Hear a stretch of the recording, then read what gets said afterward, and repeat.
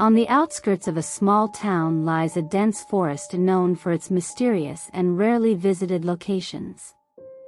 Deep within the forest, there is an old villa that has long been abandoned. This villa is infamous among the locals for its eerie legends. It is said that the villa once belonged to a wealthy family, but after a tragic incident many years ago, the place has been considered haunted, and no one dares to approach it.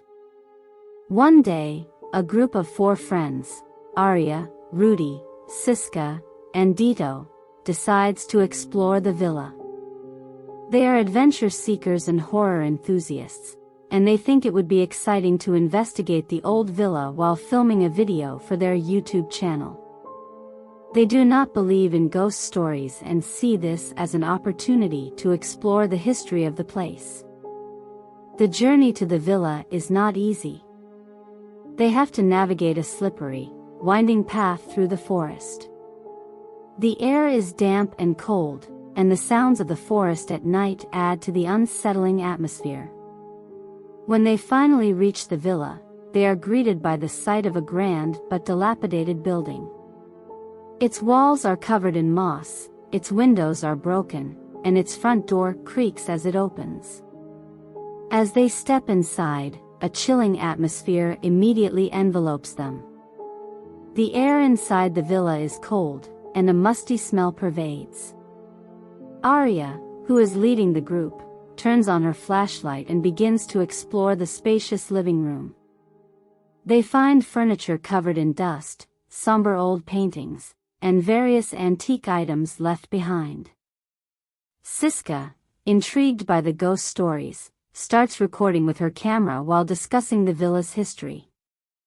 It is said that the family who once lived there experienced a horrific tragedy.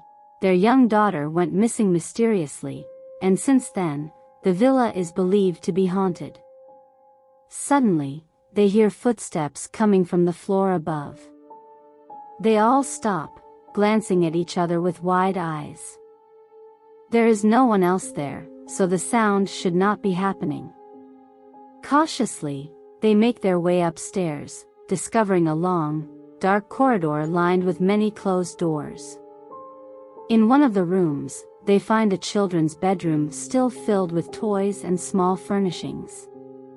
Siska, who is recording every corner of the room, notices that the air in this room is colder than elsewhere.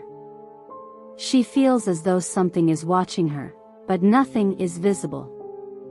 As they continue their exploration, they cannot shake the feeling of unease. Every creak, every shadow, seems to play tricks on their minds. The villa, despite its emptiness, feels alive with a dark history that seems to want to be uncovered.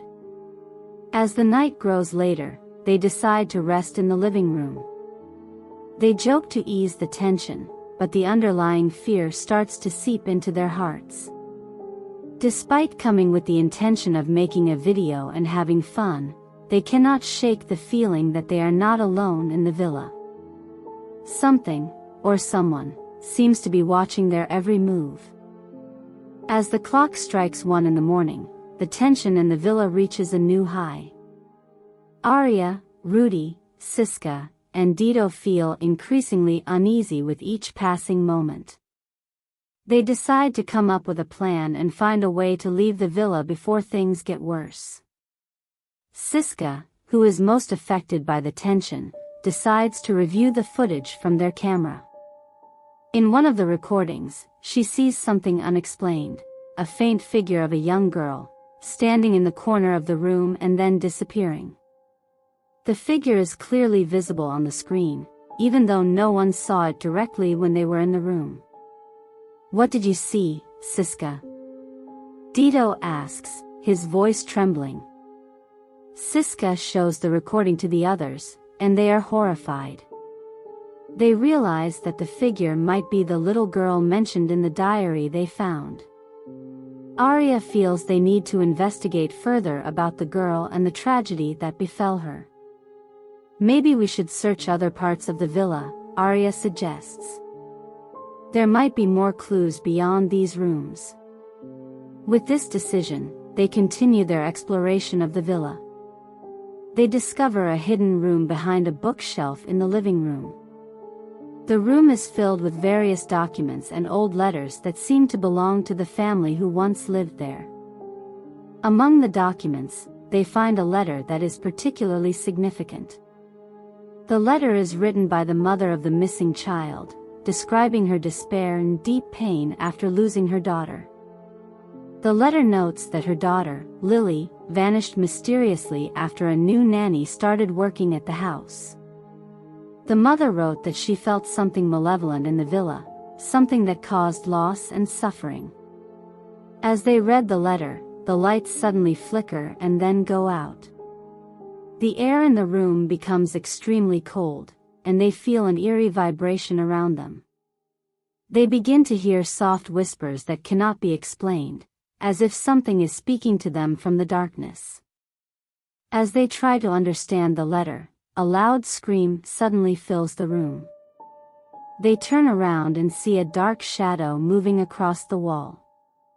The sounds of crying and whispers begin to fill the air, and they feel trapped in a growing darkness. As they attempt to escape, they are suddenly confronted by the ghostly figure of the young girl, Lily, standing before them with a face full of suffering. Lily looks very real, but her expression shows deep pain and sadness. "Why won't you leave us?" Lily asks with a trembling voice. "I just want to go, but I can't." They feel immense fear and confusion. Siska, the most emotional, tries to talk to Lily and apologize for what happened. However, Lily seems unable to hear them. She just stands there, looking at them with an empty and sorrowful gaze. As they are on the verge of despair, Aria suddenly remembers the diary they found earlier. She recalls the note that said, "If you find this book, please find me." Aria tries to communicate with Lily and tells her that they have found the book and know about her despair. Lily seems to be contemplating and then says, "I cannot leave until I find what is missing." She points toward the room, and they follow her gesture. In a corner of the room, they find a small, closed box.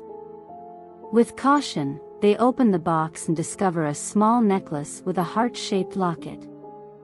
Lily appears to be immensely relieved and holds the necklace tightly.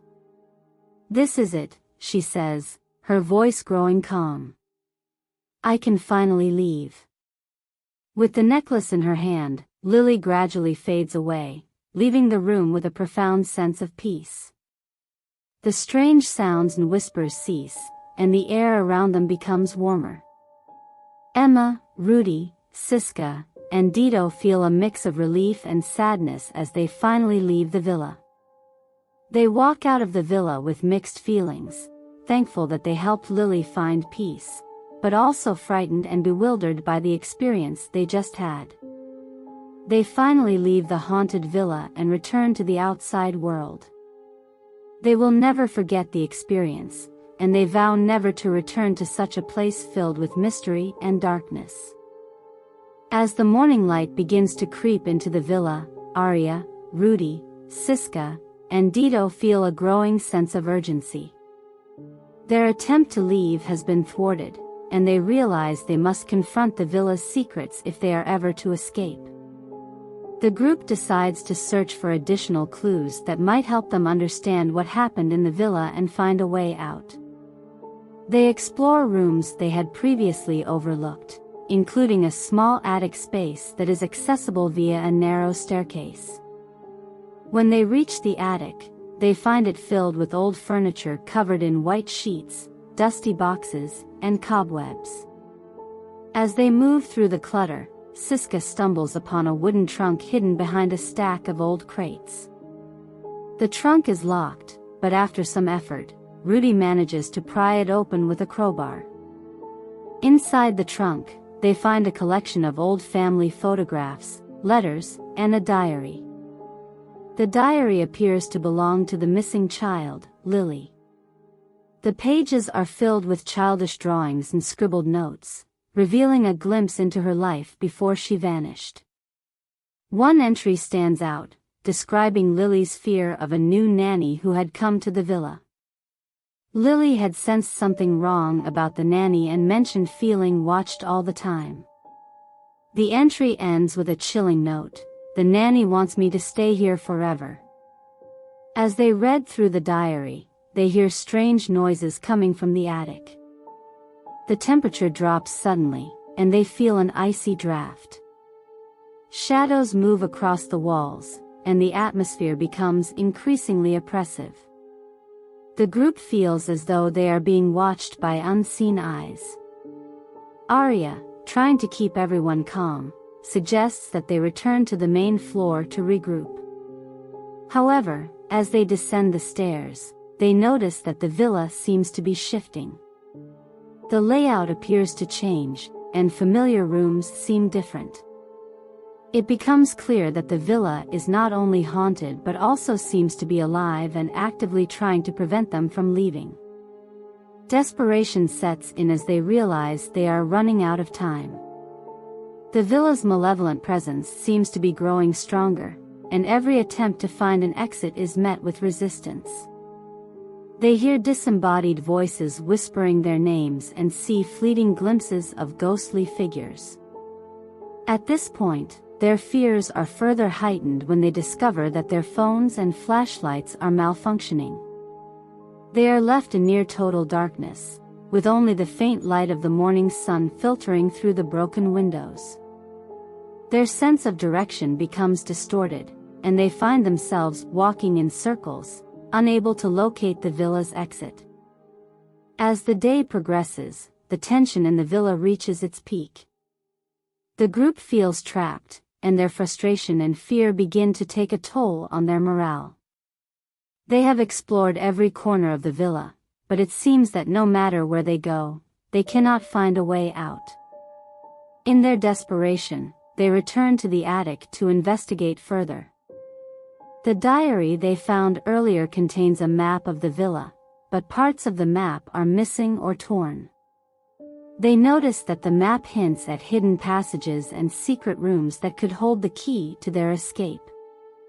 They decide to follow the map's clues, hoping it will lead them to a hidden passage. As they search, they uncover a concealed door behind a bookshelf in the attic. The door creaks open to reveal a narrow, winding staircase that descends into darkness. Reluctantly, they descend the staircase, their fears growing with each step.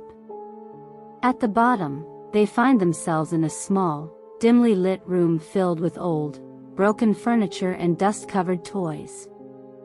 In the center of the room stands an old, ornate mirror. The mirror seems out of place, and its surface is covered in a thick layer of dust. As Siska approaches the mirror to wipe away the dust, the reflection reveals something chilling. Behind them, the shadowy figure of the nanny stands, her eyes glowing with malevolent intent. Siska turns around, but there is no one there. When she looks back at the mirror, the figure is still present. The realization hits them: the mirror is a portal to the spirit world, and the nanny's spirit is trapped within it. As they try to understand what is happening, the mirror's surface begins to ripple, and the figure of Lily appears in the reflection. Lily's expression is filled with fear and sorrow. She reaches out towards the group, as if trying to communicate something important.